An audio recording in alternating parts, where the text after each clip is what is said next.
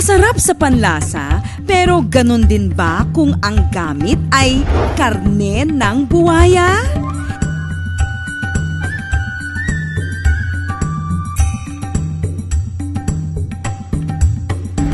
Dito sa Pilipinas, ang karneng buwaya, exotic food o di naman kaya ay mga aphrodisiac o mga pagkaing pampainit na matitikman lamang sa mga exotic restaurants. Pero hindi na ngayon dahil mabibili na ang crocodile meat sa lahat ng Wilcon Builders Home Depot outlets. Ilan sa mga produkto ng Dundee Croc Meat ang croc lechon, croc sisig, croc jerky, at croc sausages na swak para sa mga chikiting.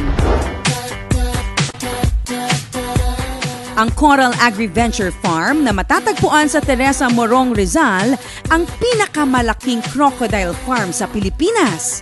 Sa farm na ito, libo-libong saltwater crocodiles ang inaalagaan di lamang para sa kanilang balat, kundi pati na rin sa kanilang karne. This chicken yung pinapakain natin kasi nga gusto natin na yung karne natin ng buhaya ay talagang malinis. Di tulad sa mga farm kung saan pinalalaki ang baboy, manok at baka, special treatment ang mga alagang buwaya sa farm na ito. Meron lang tayong sinusunod din ng mga space requirement. Bawat age group kung tawagin, meron silang specialized na facilities kung mag-cater sa kanila. Naka-individual segregation sila to ensure na, of course, walang mga skin infection. Sagana sa pagkain, hindi siksikan sa mga kulungan at hindi pinaiinom ng kahit anong uring vitamins at antibiotics. 100% organic ang mga karneng buwaya na produkto ng Agri-Coral Farm. At dahil malayang nakakakilos at hindi siksikan sa loob ng kulungan, purong karne at halos walang taba ang crocodile meat. Sagana din ito sa omega-3, 6 at 9 na mabuti sa kalusugan. Pero para sa mga macho, dahil nga sa nakapagpapainit ng katawan, mainam na gawing putahing pampulutan ang croc meat. Tulad na lamang ng Bicol Express. Ang lulutuin natin ay crocodile Bicol Express. Bicol Express kasi pagka yung mga lalaki mahilig sa manghang, di ba? Pangpulutan, pwede rin pang bahay. Bagay na bagay pag crocodile kailangan talaga pang barako, di ba? Parang gano'n. Lagyan muna natin ng mantika. Painitin muna natin maigi, ha. Magigisa tayo ng bawang at sibuyas. Ilalagay natin yung ating luya. Ilalagay na natin yung ating bagoong. Ngayon, ilalagay na natin ang crocodile meat. Napili nating parte, yung neck chunks, ano? So, gigisa natin itong crocodile meat. I-sear lang muna natin yung karne. Tapos, saka natin ilalagay ang gata. Kailangan mahilig ka sa manghang. Kasi, hindi natin pwedeng hindi anghangan to. Bicol Express nga, eh. Ngayon, pwede na natin ilagay yung gata.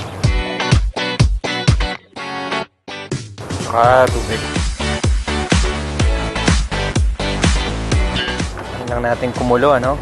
Isip natin ang crocodile malansa, di ba? Pero hindi, wala siyang kalansa-lansa. Para siyang beef na para siyang pork. Napaka-healthy. Saka paborito to sa bahay, eh. Kaya yan ang parati kong niluluto. Nung una, hindi naman nila napansin na crocodile na pala yung kinakain nila.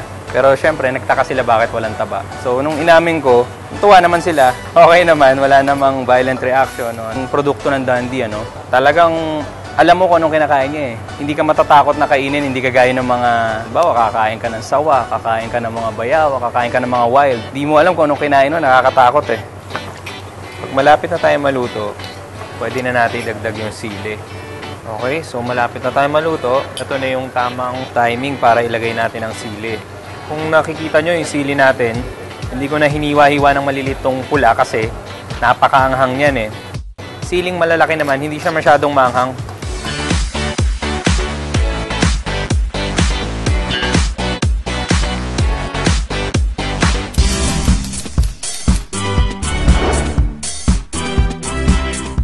Pagkatapos lutuin ang Croc Meat Bicol Express, agad naming ipinatikim sa mga astig.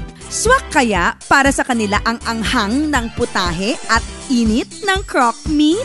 Masarap siya, very tasty. Tapos creamy din because of the coconut. Mahilig kasi ako na spicy, so gustuhan ko siya. Sa panahon ngayon na ang pagkain ng all organic, ang karneng buwaya ay mainam na alternatibo para sa anumang uring putahe na ginagamitan ng karne ng manok, baboy o baka.